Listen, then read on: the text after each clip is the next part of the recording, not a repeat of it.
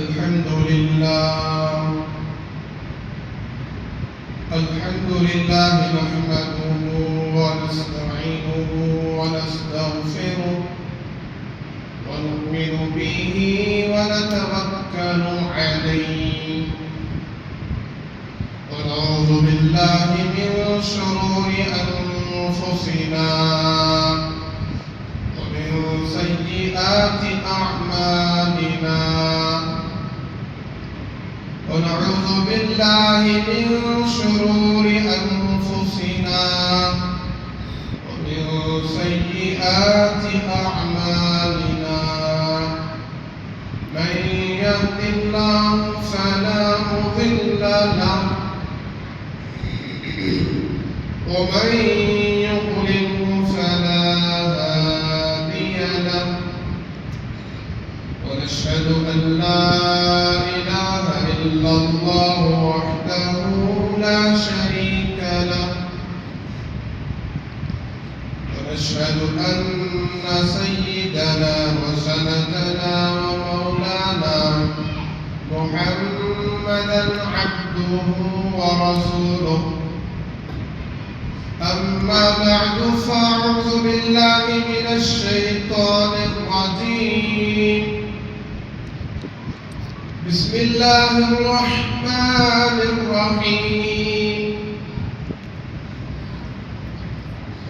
يا أيها الذين آمنوا ادخلوا في السلم كافة ولا تتبعوا خطوات الشيطان إنه لكم عدو مبين وقال النبي صلى الله عليه وسلم من حفظ سنتي أكرمه الله بأربع خصال المحبة في قلوب البررة والهيبة في قلوب الفجرة والسعة في الرزق والثقة في الدين أو كما قال رسول الله صلى الله عليه وسلم رب اشرح لي صدري ويسر لي أمري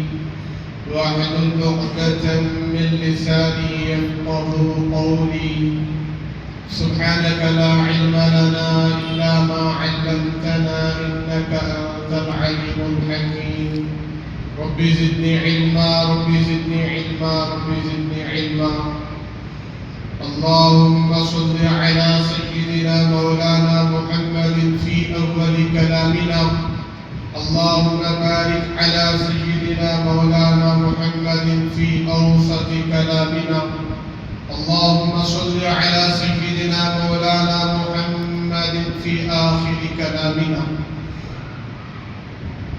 بزرگان محترم عزیز ساتھیوں ملت کے عزیز نوجوانوں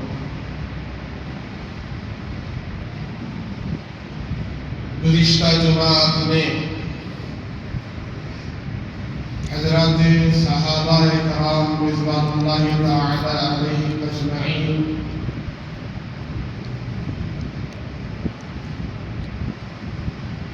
جو کائنات کے امام الانبیاء ہم سب کے پیارے نبی آخری نبی سچے نبی حضرت محمد رسول اللہ صلی اللہ علیہ وسلم کے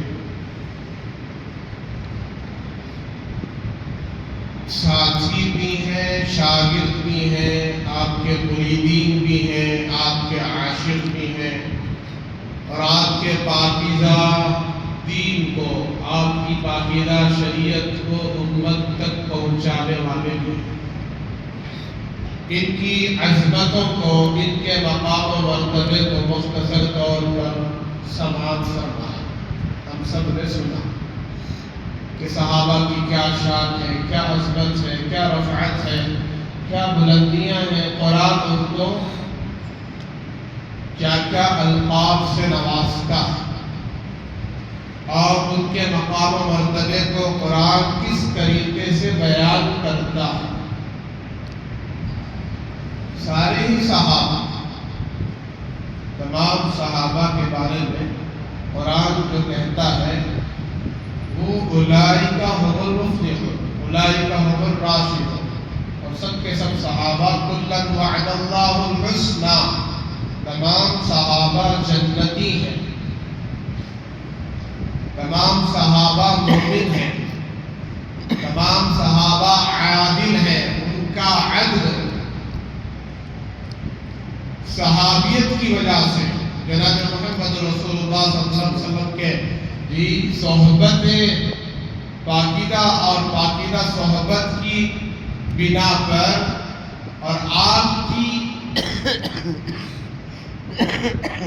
ذات کا اثر جو صحابہ پر پڑا ہے اور آپ کی صحبت کا اثر اور آپ کی صحبت سے جو صحابہ کو ملا ہے، جیسے سرکار مدینہ جناب محمد رسول اللہ صلی اللہ علیہ وسلم سب سے بڑے نبی، سب سے آخری نبی، اور آپ کا ہر لمحہ اللہ کی عبادت اور اطاعت میں گزرا ہے، اللہ کے حکم اور پاکیزہ آپ کا نورانی طریقہ آپ نے پیش فرمایا ہے، اس کا اثر صحابہ پر ایسا پڑا۔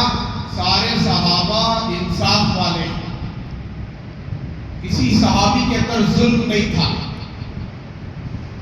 ذرا برابر بھی کسی صحابی نے کبھی کسی پر ظلم و ستم نہیں کیا، نہ ماں باپ کے ساتھ، نہ بیوی بچوں کے ساتھ، نہ رشتہ داروں کے ساتھ، نہ پڑوسیوں کے ساتھ۔ اسی لیے صحابہ کو ہم عادل کہتے ہیں، عادل، عادل کے معنی انصاف کرنے والا، اور تمام صحابہ معیار حق ہیں۔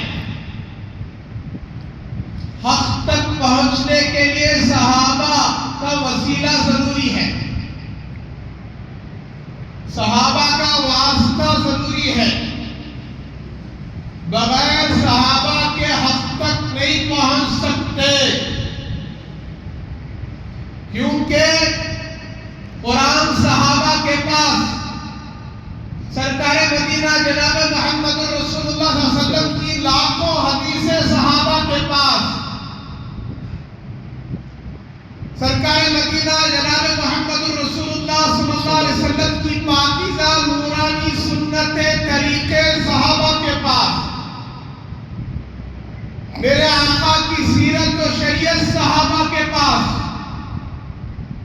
تو آپ بتائیں، آپ صحابہ کی راتیں، میرے آقا کی زندگی کا ہر لمحہ، میرے آقا کی زندگی کا ہر پل، ہر حصہ، رات ہو یا دن ہو، انفرادی زندگی ہو، اجتماعی زندگی ہو، من و عن صحابہ حضور کی زندگی کو محفوظ کر کے رکھے ہیں۔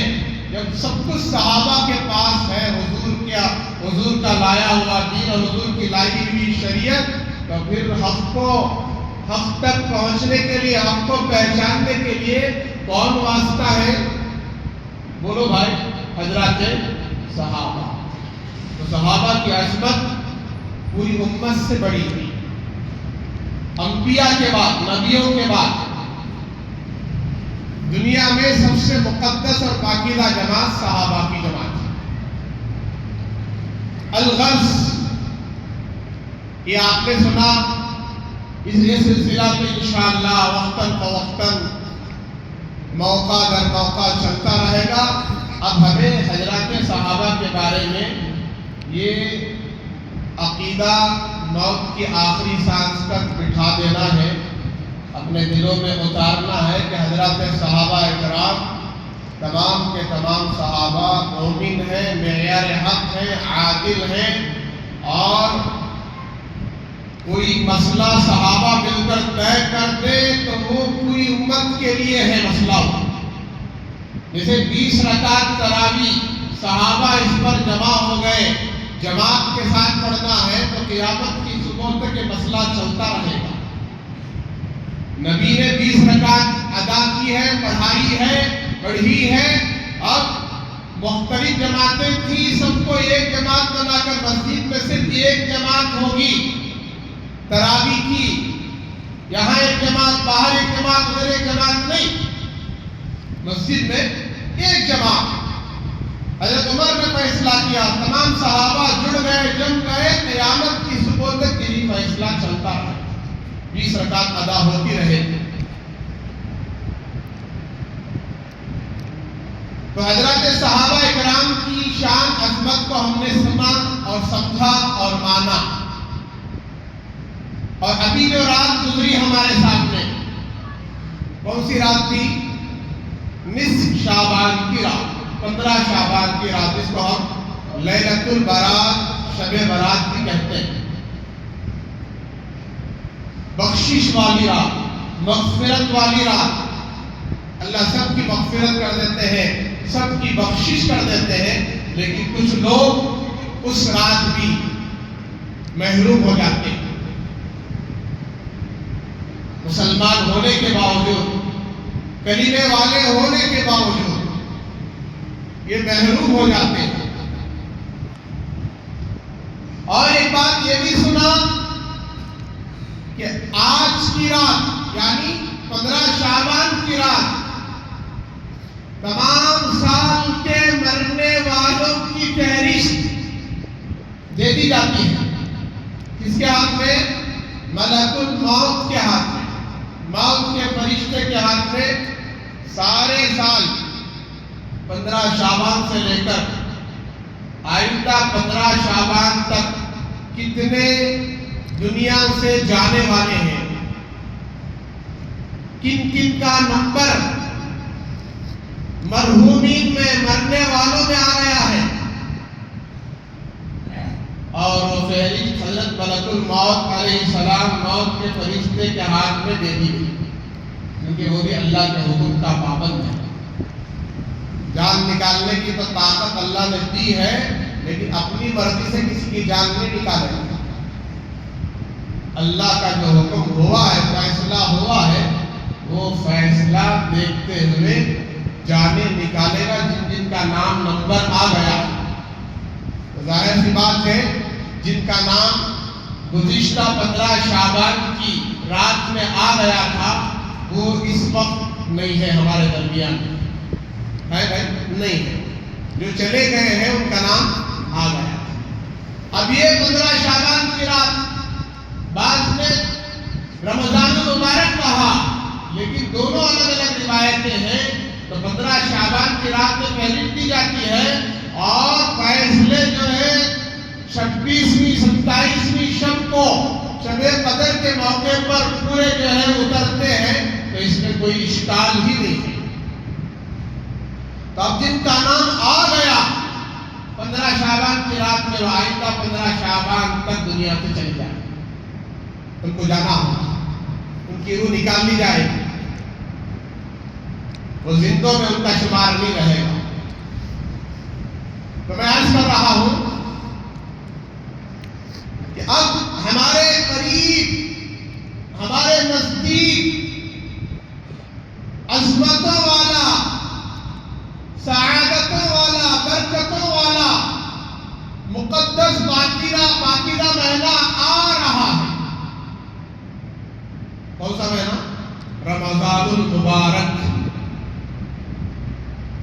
ایسا مقدس, مبارک, برکت والا مہینہ ہے کہ تمام مہینوں کا یہ سردار ہے. مغفرتوں کا مہینہ ہے, سعادتوں کا مہینہ ہے, برکتوں کا مہینہ ہے, اور تقوی کا مہینہ ہے. اب اس کے لیے ہمیں استقبال, آنے سے پہلے اس کا استقبال کرنا ہے. جیسے ویلکم کہتے ہیں, اس کی آمد کی تیاری, کیا ہے استقبال؟ اس کے آنے سے پہلے آنے کی تیاری کرنا. چنانچہ ایک بات تو ہمیں معلوم ہو گئی کہ 15 شعبان کی رات کو مرحومین کی فہرست دے دی گئی ہے.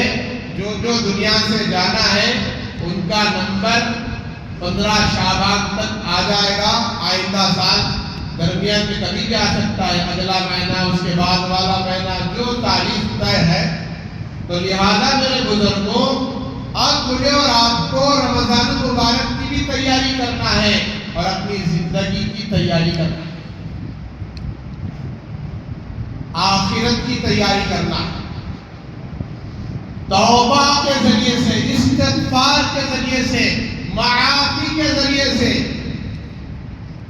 عبادات اور نمازوں کے ذریعے سے، اطاعت کے ذریعے سے یہ سچی توبہ ہو، جو ہمارے ذمے حقوق ہیں ان کو ادا کرنا، جو ہمارے ذمے فرائض ہیں اس کو ادا کرنا، نماز کی پابندی شروع کر دینا۔ اب تک غفلت میں زندگی گزر رہی ہے، گزر رہی تھی، نماز نہیں پڑھتے تھے، اب نماز کی پابندی شروع کر دیں۔ اب تک بڑے بڑے گناہوں میں مبتلا تھے، ان گناہوں کو چھوڑ دینا، نافرمانیوں کو چھوڑ دینا۔ ایک ایسا واقعہ 15 شعبان کی رات کا، ایک بڑے اللہ کے ولی، میں اکثر کہتا ہوں، ان کے کچھ حالات، ان کے کچھ واقعات میں عرض کرنا چاہتا ہوں آج کے اس جمعہ میں، جن کا نام سب جانتے ہیں تقریباً، حضرت مالک بن دینار رحمۃ اللہ علیہ، اتنے بڑے اللہ والے ہیں۔ ان کی قبر، ان کی مزار کہاں ہے بھائی؟ ہمارے اس ملک میں، سب جانتے ہیں، گئے بھی ہوں گے۔ کہاں کے ہیں وہ؟ عرب کے ہیں، لیکن آرام کہاں کر رہے ہیں؟ ہمارے ملک۔ ایک صحابی رسول چنئی میں آرام کر رہے ہیں، حضرت کبیر انصاری رضی اللہ تعالیٰ، اور ایک تابعی جنہوں نے صحابہ کو دیکھا ہے، حضور کے بعد کا دور صحابہ کا دور۔ صحابہ کسے کہتے ہیں؟ جنہوں نے حضور کو دیکھا ہے، حضور کا زمانہ پایا ہے، جو حضور کے ساتھی ہیں، حضور پر ایمان لا کر ایمان پر جمے رہے، ایمان پر جن کا خاتمہ ہوا، ان کو صحابہ کہتے ہیں۔ تو صحابہ حضور کے جانے کے بعد جو زمانہ گزار رہے تھے، ان صحابہ کی وجہ سے جنہوں نے اسلام قبول کیا، ایمان قبول کیا، ان کی اولاد ہو اور اطراف و اکناف جتنے انسان بستے تھے، جنہوں نے صحابہ کو دیکھ کر اسلام قبول کیا، وہ سب تابعین ہیں۔ ان تابعین میں سے ایک تابعی حضرت مالک بن دینار رحمۃ اللہ علیہ، ان کے بارے میں لکھا ہے، اگر ہم سنیں گے تعجب میں پڑ جائیں گے کہ ایک فوجی تھے۔ کون تھے؟ فوجی، فوج میں کام کرتے تھے، ملٹری کے آدمی تھے۔ اور دوسری بات یہ تھی کہ ان کے اندر اتنی سستی اور غفلت تھی کہ خود اپنا واقعہ بیان کرتے ہیں کہ 15 شعبان کی رات تھی، عشاء کی نماز کا وقت چل رہا تھا کہ لوگ عشاء پڑھ کر نوافل میں مشغول تھے، میں اپنے گھر میں شراب پی کر سو رہا تھا۔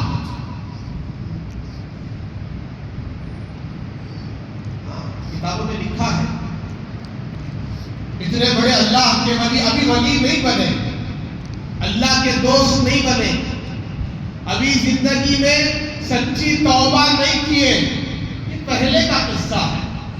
بات یہ نہ سمجھ لینا کہ ولی ہو کے شراب پیتے ہیں۔ گھس مدینہ دیکھ مدینہ، پیرا سو گانجا دکھارا سو مدینہ، ایسے بھی کچھ لوگ ہیں، اللہ حفاظت کرے۔ جو چیزیں جناب محمد رسول اللہ صلی اللہ علیہ وسلم کو پسند نہیں تھی، صحابہ نے اس کو بھی نقل کیا۔ آپ کو لہسن کھا کر مسجد میں جانا پسند نہیں تھا، بلکہ آپ نے لہسن استعمال نہیں کیا۔ آپ پیاز نہیں کھاتے تھے اور پیاز کھا کر مسجد میں جانے سے منع فرمایا، اس لیے کہ مسجد میں اللہ کی نورانی پاکیزہ مخلوق فرشتے ہوتے ہیں۔ کون ہوتے ہیں؟ فرشتے ہوتے ہیں۔ اب ہم اندر آئے نا، فرشتے وہاں گیٹ پر، دروازے پر کھڑے ہیں، ہماری حاضری لکھ رہے ہیں، ہماری انٹری ہو رہی ہے۔ جو پہلے آیا اس کو اونٹ کی قربانی دینے کا اجر، اونٹ ذبح کرنے کا، اونٹ کی قربانی دینے کا ثواب لکھا گیا۔ جو اس کے بعد آیا گائے ذبح کرنے کا، بڑے جانور کی قربانی کا اجر ثواب ملا۔ پھر اس کے بعد جو آ رہا ہے اسے بکرا قربانی دینے کا ثواب مل رہا ہے بکرے کی قربانی. پھر اس کے بعد جو آ رہا ہے مرغی ذبح کرنے کا اجر. پھر اس کے بعد انڈا صدقہ دینے کا ثواب. پھر اس کے بعد جو آخر میں آتے ہیں ان کے لیے تو دفتر بند ہو چکا ہوتا ہے, کوئی ثواب نہیں, کوئی اجر نہیں. تو میں نے عرض کیا کہ اللہ کے نبی کو لہسن کھانا, پیاز کھانا پسند نہیں. حالانکہ لہسن اور پیاز ایک ترکاری ہے, ایک کھانے اور پینے کی چیز ہے, مطلب وہ استعمال میں لانے کی چیز ہے, اس کو پکا کے کھاتے ہیں, لیکن اللہ کے نبی کو پسند نہیں تھا. آپ نے کلیجی نہیں کھائی, گردہ نہیں کھایا, پھیپسا نہیں کھایا جیسے ہم کھا جاتے ہیں, پسند نہیں تھا. اس کے اندر الگ بو آتی ہے. حلال ہے, حرام نہیں ہے بھائی, حلال ہے. پیاز کھانا حلال ہے, حرام نہیں ہے.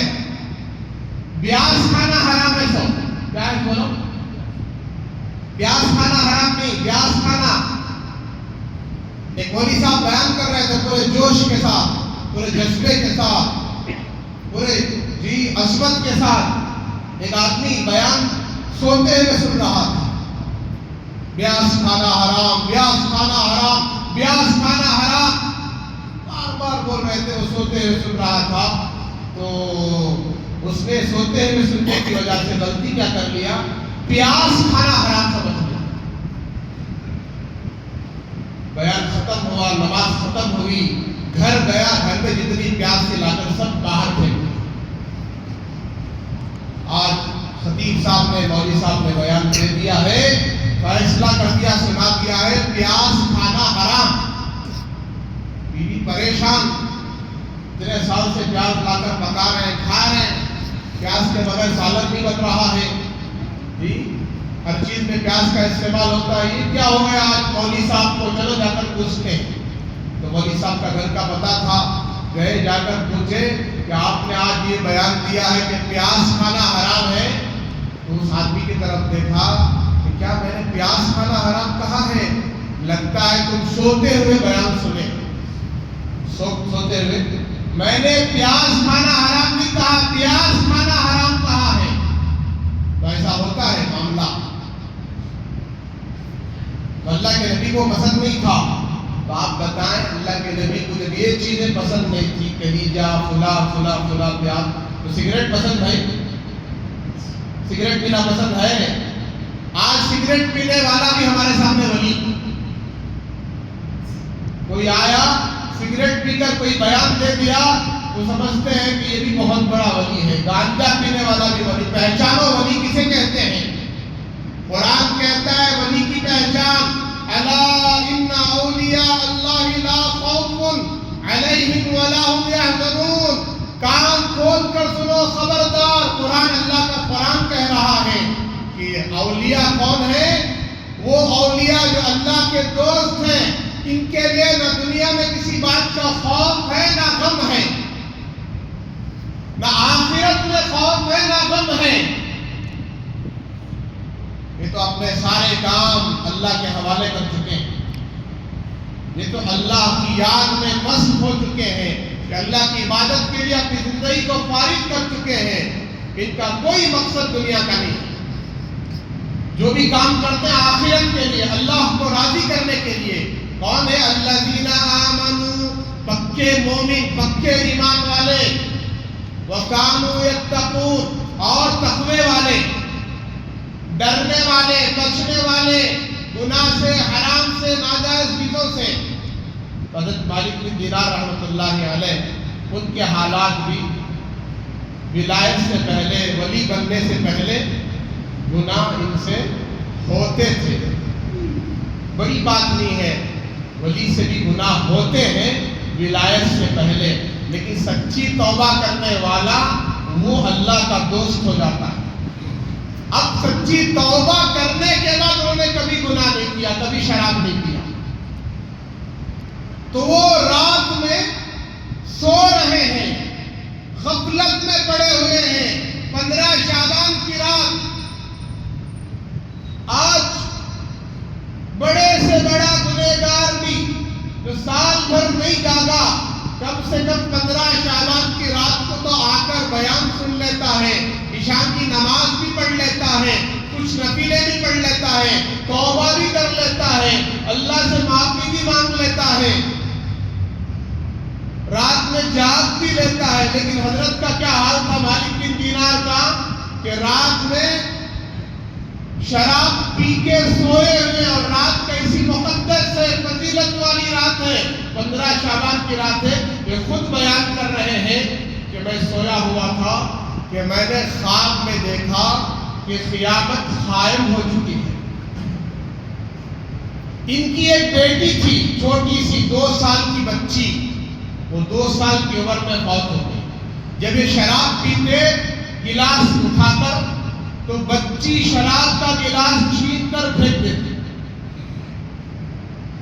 بچی کی محبت دل میں تھی، معصوم بچی ہے، لیکن ذرا بھی اس بچی کو ڈانٹتے نہیں تھے، غصہ نہیں کرتے تھے محبت کی وجہ سے، لیکن وہ بچی کا انتقال ہو گیا۔ اب یہ 15 شعبان کی رات میں خواب دیکھ رہے ہیں کہ حشر کا میدان قائم ہو گیا ہے، لوگ اپنی خبروں سے نکل کر میدان کی طرف دوڑ رہے ہیں، حساب و کتاب کی طرف دوڑ رہے ہیں، ان میں یہ بھی ہے، یہ بھی میدان حشر کی طرف دوڑ رہے ہیں۔ تو دوڑتے ہوئے پیچھے سے ایک آواز آئی، گھبراہٹ والی، وحشت والی، خوف والی۔ پیچھے مڑ کر دیکھا تو ایک سانپ ان کا پیچھا کر رہا، اشدہ سانپ، بہت بڑا سانپ، کالا سانپ، جس کو دیکھ کر پتا پانی ہو جائے، خوف پیدا ہو جائے، ڈر پیدا ہو جائے۔ آپ اس سے بچنے کے لیے اور تیزی سے دوڑنے لگے، دوڑتے رہے۔ سامنے ایک سفید بزرگ، سفید لباس پہنے ہوئے، نہایت ضعیف کمزور بزرگ ملے۔ ان کو انہوں نے سلام کیا، انہوں نے سلام کا جواب دیا اور مدد مانگی، میری مدد کرو اللہ کے واسطے، یہ بہت بڑی بلا میرے پیچھے پڑی ہے۔ انہوں نے کہا میں مدد نہیں کر سکتا، میں مدد نہیں کر سکتا، میں کمزور ہوں، وہ طاقتور ہے۔ ایک کام کرو، ایک رہبری کرتا ہوں، آگے چلے جاؤ، وہاں تمہاری مدد ہو جائے۔ تو پھر آگے دوڑتے رہے، دائیں طرف دیکھا تو ایک بہت بڑا پہاڑ، اس کے اوپر ایک بہت زبردست خوبصورت محل، چمکدار، چاروں طرف سے وہ محل چمک رہا ہے، ایسا محل جس کو دیکھنے کے لیے 2 آنکھیں کافی نہیں ہیں۔ تو حضرت مالک بن دینار اس کے اوپر چڑھے، پہاڑ کے آگے گئے تو کچھ پردے لٹک رہے تھے، کھڑکیاں اسے لگی ہوئی تھی، تو کچھ بچے، خوبصورت بچے کھیل رہے تھے، بڑے حسین جمیل خوبصورت بچے۔ اب وہ سانپ ان کا پیچھا کرتے ہوئے ان کو دوڑا رہا ہے اور ان کا پیچھا کر رہا ہے۔ اس سے پہلے ایک کنویں کے پاس پہنچے، وہ کنواں جو ہے بڑا گہرا تھا، اس میں آگ جل رہی تھی۔ حضرت مالک بن دینار رحمۃ اللہ اس کے خوف سے کنویں میں گرنے والے تھے، کسی فرشتے نے آواز دی یہاں سے ہٹو، تم جہنمیوں میں سے نہیں ہو۔ اللہ کا ولی جہنم میں کیسے جائے گا؟ ابھی شرابی ہے، کبابی ہے، ابھی نماز بھی نہیں پڑھے ہیں عشاء کی، سو رہے ہیں، خواب دیکھ رہے ہیں۔ وہ گڑھے میں گرنے والے تھے کہ کسی نے ہٹایا تو کہا کہ ہٹو یہاں سے، تم ان جہنمیوں میں سے نہیں ہو، یہ تو جہنمیوں کے لیے بنایا گیا۔ پھر وہاں جب پہنچے تو کسی نے آواز دی، آؤ بھائی اس مصیبت زدے کی کوئی مدد تو کرو۔ تو بچوں کی فوج باہر نکلی، ان میں سے حضرت مالک بن دینار کہتے ہیں کہ میرے 2 سالہ بچی جو انتقال ہو گئی تھی، اس پر اچانک میری نظر پڑی، وہ بھی ایک جنت کی پھول تھی۔ وہ بچی جیسے ہی مجھے دیکھی، کہا خدا کی قسم یہ تو میرے ابا ہے۔ وہ بچی نور کے پردے پر کودی اور آ کر میرے گود میں بیٹھ گئی اور اپنا داہنا ہاتھ میری داڑھی پر رکھ کر پھیرا اور بائیں ہاتھ سے سانپ کی طرف اشارہ کیا، وہ پیچھے بھاگ گئے۔ بچی نے بچا لیا، بچی کے ایک ہاتھ کا اشارہ، وہ سانپ پیچھے دوڑ گیا۔ اب بچی نے قرآن شریف کی تلاوت شروع کی. ابا جان أَلَمْ يَأْنِ لِلَّذِينَ آمَنُوا أَن تَخْشَعَ قُلُوبُهُمْ لِذِكْرِ اللَّهِ، کیا ایمان والوں کے واسطے ابھی وہ وقت نہیں آیا کہ ان کے دل اللہ کے ڈر سے، اللہ کے خوف سے جھک جائیں، اللہ کے ڈر سے ان کے دل بھر جائیں؟ اب بچی نے قرآن پڑھا تو باپ نے، مالک بن دینار نے پوچھا کہ بیٹی کیا تم بھی قرآن شریف پڑھنا جانتی ہو؟ 2 سال کی بچی قرآن شریف پڑھنا جانتی ہو؟ تو بچی نے جواب دیا ابا جان ہم تو تم سے زیادہ، آپ سے زیادہ اچھا قرآن پڑھنا جانتے ہیں. یہ عالم دنیا نہیں ہے، عالم آخرت ہے. پڑھنے کے بعد سب کی زبان کیا ہو جاتی ہے؟ عربی ہو جاتی ہے. کیا ہو جاتی ہے بھائی؟ خبر کی زبان کیا ہے؟ عربی ہے. جنت کی زبان عربی ہے. قرآن کی زبان عربی ہے. تو بیٹی یہ سام کیا بلا تھی؟ کہا کہ ابا جان یہ آپ کے گناہ ہیں، گناہ. آپ نے شب و روز گناہ کر کر کے آپ نے اس کو سانپ کی شکل دے دی ہے. وہ آپ کو قریب اب جہنم میں ڈھکیلنے والے تھے، گرانے والے تھے. وہ سانپ آپ کو کاٹنے والا تھا. بیٹی وہ سفید نہایت قریب بزرگ کون ہے؟ کہا کہ وہ آپ کے نیک اعمال ہیں، اچھے اعمال. آپ نے گناہ کر کے نیکیوں کو جو ہے کمزور کر دیا. آپ کو وہ بچا نہیں سکے، صرف آپ کی رہبری کرے، بس آگے جاؤ، بچنے کا راستہ بتایا لیکن بچا نہیں سکے. حضرت مالک بن دینار رحمۃ اللہ علیہ خواب سے بیدار ہوتے ہیں. کہتے ہیں کہ میں خواب سے بیدار ہوا، میری آنکھ کھلی، حقیقت مجھے سمجھ میں آ گیا. میں تو حشر کا میدان جو دیکھ رہا تھا وہ خواب تھا، حقیقت میں حشر کا میدان نہیں تھا. لیکن پھر بھی اس سانپ کی وحشت، گھبراہٹ، خوف میرے دل میں ایسی تھی کہ ایسا خوف چل رہا تھا کہ میں نے رکتے ہی اللہ جل شانہ کے سامنے سچی توبہ کیا. اے اللہ آپ کی عزت و جلالت کی قسم، مالک بن دینار موت تک شراب کو ہاتھ نہیں لگائے گا، شراب نہیں پیے گا، موت تک کوئی نماز قضا نہیں کرے گا. نماز کا وقت چل رہا تھا عشاء کی، میں نے نماز ادا کی، سچی توبہ کیا. جب توبہ کیا تو اللہ کے ولی کا سفر شروع ہوا. کتنے بڑے ولی بن کر گئے. اللہ اکبر. ایک نصیحت پر بڑے بادشاہ توبہ کر لیتے تھے. ایک گلی سے گزر رہے تھے، ایک بہت زیادہ ناز و نخروں کے ساتھ ایک باندی جا رہی تھی، غلام. باندی بولے تو ایک عورت کو کہتے ہیں، بادشاہ کی غلام. بادشاہ نے اس کو خریدا ہے. وہ دور تھا، خرید لیتے تو اس کی غلام ہو جاتی. وہ کنیز غلام، وہ بیوی کی طرح اپنے پاس رکھتے تھے. بہرحال وہ دور اب نہیں ہے وہ باندیوں کا، غلاموں کا. چنانچہ اس کو دیکھا کہ ناز و نخروں کے ساتھ جا رہی ہے، تکبر اور گھمنڈ کے ساتھ جا رہی ہے، فخر کے ساتھ جا رہی ہے. تو حضرت مالک بن دینار نے اس کو روکا رحمت اللہ علیہ. پوچھا ہے باندی کیا تیرا مالک تجھے فروخت کرے گا؟ اس باندی نے کہا کہ اگر میرا مالک فروخت بھی کرے گا، بیچے گا، تو کیا تجھ جیسا فقیر خرید سکتا ہے؟ اللہ والوں کی حالت کیسی ہوتی ہے بھائی؟ سادہ لباس، سنتی لباس، پیوندوں والے کپڑے، جی چمڑے کے پیوند، کپڑے کے پیوند، پرانا لباس لیکن پاک صاف لباس. اب دیکھنے میں فقیر لگ رہے ہیں، اللہ والے ہیں، لیکن یہ دنیا دار کیا جانے. تو اس باندی نے کہا کہ تجھ جیسا فقیر خرید سکتا ہے. تو حضرت نے کہا کہ تجھ سے بہتر کو خرید سکتا ہے. سب ہنسنے لگے. اب وہ باندی اکیلی نہیں جا رہی تھی، اس کے ساتھ کچھ اور خادم بھی تھے. کہ اس نے کہا کہ اس فقیر کو پکڑ کر ساتھ ملے چلو تھوڑا محل میں مذاق کریں. تو اب ان کو پکڑ کر ساتھ لے گئے. اس نے جا کر قصہ سنایا. بادشاہ بھی ہنسنے لگا. جب مالک بن دینار رحمت اللہ علیہ کو آگے کرنے کا پیش کرنے کا اس نے حکم دیا تو حضرت مالک بن دینار رحمۃ اللہ علیہ پر جب اس بادشاہ کی نظر پڑی اس کے دل میں ایک خوف طاری ہو گیا، ایک حیبت، اللہ والوں کو دیکھنے کے بعد ایک حیبت طاری ہو جاتی ہے، وہ اللہ روب ڈالتے ہیں۔ لہذا اس نے پوچھا آپ کیا چاہتے ہیں؟ تو انہوں نے کہا میں تمہاری باندی کو خریدنا چاہتا ہوں۔ اچھا آپ خرید سکیں گے؟ ہاں اس سے بہتر باندی کو خرید سکتا ہوں۔ تو آپ نے کیا قیمت لگائی ہے؟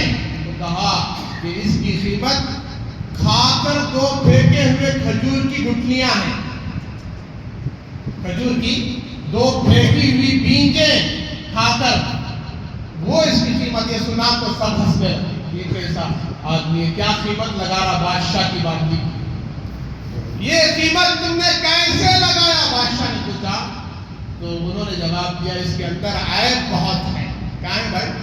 فالٹ بہت ہے، عیب بہت ہے۔ کیا عیب ہے؟ پوچھا تو کہا اگر عطر نہ لگائے بدن میں تو بدن سے بدبو آنے لگے، صابن استعمال نہ کرے تو بدن میں کیا آنے لگے؟ پسینے کی بدبو آنے لگے، جسم سے بدبو آنے لگے۔ آتی نہیں آتی بھائی؟ ہر عورت کا یہی حال ہے، ہر مرد کا یہی حال ہے، تو بدبو آنے لگے، اور سر میں تیل نہ ڈالیں تو جوئے پڑ جائیں، پریشان حال ہو جائیں، ذرا عمر بڑھ جائے تو پھر بوڑھی ہو جائے، پھر شادی کے قابل بھی نہیں رہتی، کسی کے بھی قابل نہیں رہتی۔ پھر آگے کہا پیشاب پاخانہ کرتی ہے، اس کے اندر گندگیاں ہیں، تھوک، ناک کی سب ریٹ سب گندگی نکلتی ہے، اور آج تجھ سے جھوٹی محبت ظاہر کر رہی ہے، اگر تجھ سے تکلیف پہنچ جائے تو تیری جگہ چھوڑ کر دوسری جگہ چلے جائے، اسے موت بھی آئے گی، فلاں بھی آئے گی، سارے عیب گنا دیے، اور کہا کہ اس سے 1000 گنا بہتر باندی میرے پاس موجود ہے، اور ہر شخص کے پاس ہر زمانے میں موجود ہے۔ اور وہ باندی کیسی باندی ہے؟ فرمایا کہ اگر اس کی کلائی سورج کو دکھا دے سورج نام پڑ جائے گا، کالا پڑ جائے گا۔ اللہ اکبر! کوئی سورج کو دیکھ سکتا بھائی؟ کسی کی ہمت ہے کہ سورج کو دیکھیں کیسا ہے؟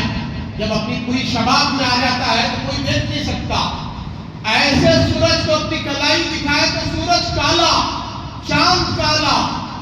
اور آگے کہا مردوں سے بات کرے مردے زندہ ہو جائیں گے، اگر اندھیرے میں آ جائے، دنیا میں آ جائے، ساری دنیا روشن ہو جائے،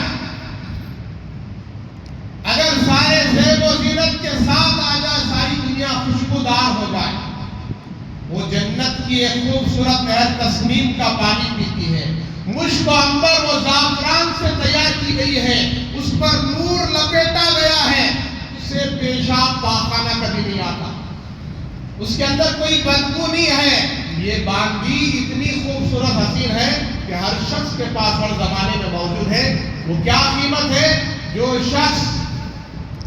شخص رات کی تنہائی میں اٹھ کر مسلمان 2 رکعت تہجد پڑھ لے اس کو یہ باندی ملے گی، اور جو شخص کھانا کھاتے وقت کسی غریب مسکین یتیم کو یاد کرتے ہوئے کھائے، یہ اس کی قیمت ہے۔ پھر آگے کہا جو شخص اپنی زندگی کو معمولی اخراجات پر گزار دے اس کو یہ ملے گی، اور جو سادگی کے ساتھ شریعت کے ساتھ زندگی گزارے اور اپنی ساری خواہشات کو قربان کر دے، زندگی کو دین پر لائے، یہ باندی کی قیمت ہے۔ اللہ ایسے ہزاروں باندیانی حور عین عطا فرمائے، پاکیزہ عورتوں سے اللہ جنت میں نکاح فرمائے، وہ پاک دامن ہوگی، پاکیزہ ہوگی، کنواری ہوگی، نیک سیرت ہوگی، نیک طبیعت ہوگی، ہر گندگی سے پاک ہوگی۔ جب یہ تقریر حضرت مالک بن دینار رحمۃ اللہ علیہ کی انہوں نے سنا تو بادشاہ نے باندی سے پوچھا شیخ نے جو بیان دیا ہے کیا صحیح ہے غلط ہے؟ تو باندی نے کہا بالکل صحیح ہے، میرے اندر یہ سارے عیب ہیں۔ تو حضرت مالک بن دینار رحمۃ اللہ علیہ کی بات کا سب سے پہلے لبیک کہنے والا، ہاتھ اٹھانے والا وہ بادشاہ تھا، کہنے لگا کہ میں سچی توبہ کرتا ہوں، ہر گناہ کو چھوڑتا ہوں، اور آج سے یہ سارے غلام آزاد، یہ سارا مال میرا اللہ کے راستے میں صدقہ، اس محل کو بھی چھوڑ دیتا ہوں اور یہ باقیرانہ لباس بھی اتار کر جو ہے معمولی سا ایک موٹا سا کپڑا جو ہے پردے کی طرح بڑا لمبا کپڑا تھا، اس کو لپیٹ لیا، لنگی بنا لیا، چادر بنا لیا، بنا کر کہنے لگا اب میں ساری دنیا کی عیش و عشرت کو طلاق دے کر اللہ کی عبادت میں لگ جاتا۔ چنانچہ باندی نے بھی کہا کہ آپ کے بعد میرا کیا کام ہے، میں بھی سارے گناہوں سے توبہ کرتی ہوں، میں بھی نیک بن جاتا ہوں۔ تو یہ ایک تقریر پر حضرت مالک بن دینار رحمۃ اللہ علیہ کے سب کی زندگیاں بدل گئی، سب نے توبہ کر دیا۔ یہ کون ہے؟ یہ سچی توبہ کرنے کا اثر ہے۔